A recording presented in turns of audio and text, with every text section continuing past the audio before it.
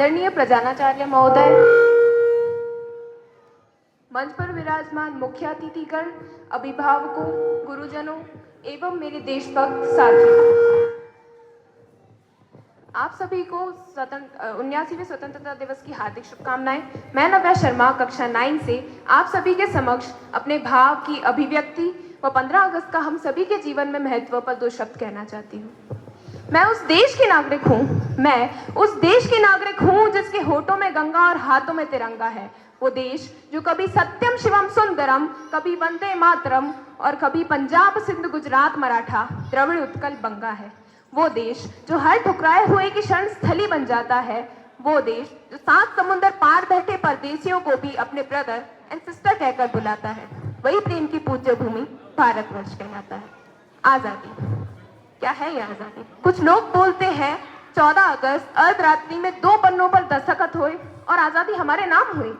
परंतु जनाब, आज मैं आपको बताना चाहती हूं कि आजादी असल में है क्या। कतरा कतरा खून दिया था, कतरा कतरा खून दिया था, दी जवानी जुनून दिया था। वो आवाज नहीं थी मंजीरों की, वो आवाज नहीं थी मंजीरों की, वो आवाज थी सेल्यूलर जेल में खनखनाहट करती जंजीरों की। राजनीति से नहीं मिली थी, ना ही खरीदी पैसों से।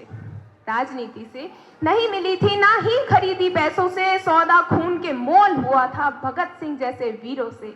सौदा खून के मोल हुआ था भगत सिंह जैसे वीरों से। माओ ने गोलियां खाई थी बेटे लटके फंदों पर।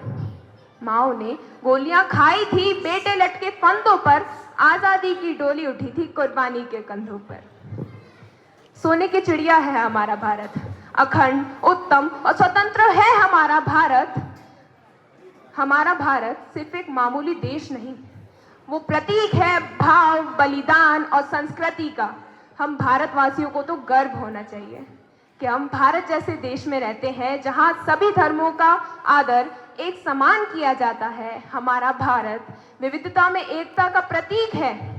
हमारे भारत के हर कोने, हर शहर, हर राज्य में आपको अलग से अलग संस्कृति, अलग वेशभूषा और अलग भाषा देखने को मिलेगी।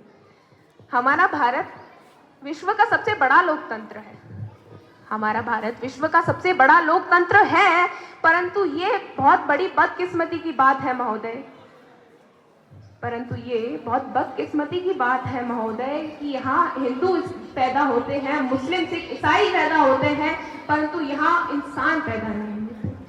अगली कुछ पंक्तियां मैं हमारे देश की बहादुर बेटियों के लिए कहना चाहूंगी।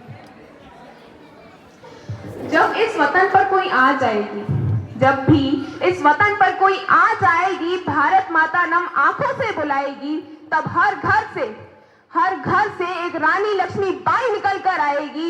मैं भी सरहद पर जाऊंगी, सीने पे गोली खाऊंगी, भारत की बेटी हूं। गौर फरमाइएगा, भारत की बेटी हूं, दुश्मन की छाती पर तिरंगा लहरा कर आऊंगी। अभी तो मेरी जिंदगी की उड़ान बाकी है, अभी मेरी जिंदगी की उड़ान बाकी है, अभी मेरे इरादों का इंतकाम अभी बाकी है। अभी तो नापी है मुट्ठी भर जमीन हमने, अभी तो नापी है मुट्ठी भर जमीन हमने, अभी तो पूरा आसमान बाकी है। अंत में अपनी वाणी को विराम देते हुए मैं यही कहना चाहूंगी कि हम भारत देश के वासी हैं, हमें इसी देश के लिए जीना है और हमें इसी देश के लिए अपने प्राण भी त्याग देने हैं। धन्यवाद।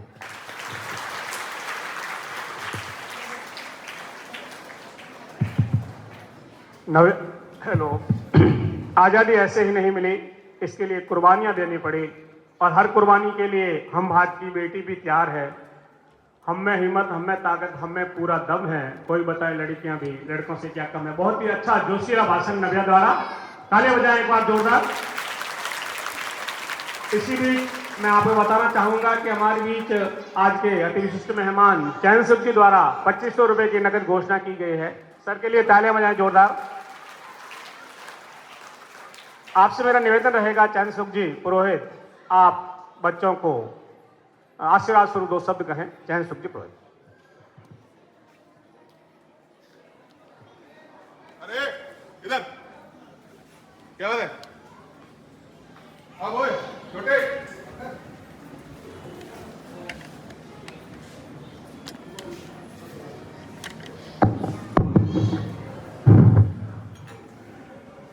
भारत माता की, भारत माता की, वंदे वंदे। आज स्वामी विवेकानंद मॉडल स्कूल में इस मनाए जाने वाले 79वें स्वतंत्रता दिवस के मौके पर हमारे इस कार्यक्रम के मुख्य अतिथि युवा उद्यमी और कोकण व्यापार मंडल के अध्यक्ष श्री राजेश जी व्यास, मंच पर विराजमान श्री नारायण सिंह जी और लक्ष्मण जी, विश्वविद्यालय के प्रधानाचार्य श्री हेतराम जी, विद्यालय के स्टाफ साथियों, माताओं और बहनों तथा प्यारे बच्चों, बड़ी खुशी की बात है कि आज हम हमारे देश में स्वतंत्रता का ये त्योहार बड़ी धूमधाम से मना रहे हैं। प्रत्येक गांव और शहर में आज एक अलग जोश दिखाई देता है। अभी हमने देखा कुछ समय पहले मई के प्रारंभिक दिनों में जब हमारे देश पर आक्रमण हुआ, कुछ लोग जम्मू कश्मीर एरिया में घूमने गए थे, उनको कुछ आतंकवादियों ने मार गिराया था, लगभग 28 थे। उसके बाद हमारे देश की ओर से एक सुनियोजित तरीके से ऐसी कार्रवाई की गई जिसका नाम था ऑपरेशन सिंदूर, और हमने देखा और हमने ये महसूस किया, हम पोखरण के जैसलमेर जिले के सीमांत एरिया के निवासी हैं, हमारे अंदर जोश है। हमने ब्लैकआउट भी देखा, अभी भय का माहौल भी देखा, ड्रोन भी आके गिरे यहाँ पर, और आप लोगों ने अदम्य साहस के साथ उस हकीकत को देखा है जिसमें हमारी विजय हुई है। हमने दुश्मन के सारे जो भी हथियार थे उनको मार गिराया था, यहाँ पृथ्वी पे आने से पहले हमने उनको नष्ट कर दिया था। ये आज के भारत की ताकत है।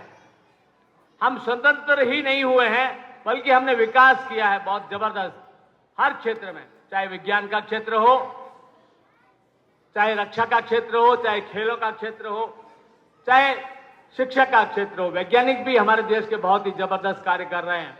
हमने देखा कि हमने स्वदेशी तकनीक से जो भी हमने तैयार किए थे हमारे मिसाइलें वगैरह, उनके माध्यम से दुश्मन के घर में जाकर यहां बैठे बैठे जो टारगेट किया और वहां के सारे सैन्य ठिकाने नष्ट हो गए थे। ये हमारे देश की बहुत बड़ी ताकत। हमें ये लगता है कि हम स्वतंत्रता के बाद बहुत धीरे धीरे प्रोग्रेस करते रहे हैं, लेकिन हमने पिछले कुछ 10-12 सालों में हर क्षेत्र में अच्छा विकास किया है और हम विश्व के विकसित देशों की श्रेणी में आने की ओर बढ़ रहे हैं। हम सबका ये कर्तव्य बनता है कि हम खाली एक दिन स्वतंत्रता दिवस मना के और चुप ना बैठें।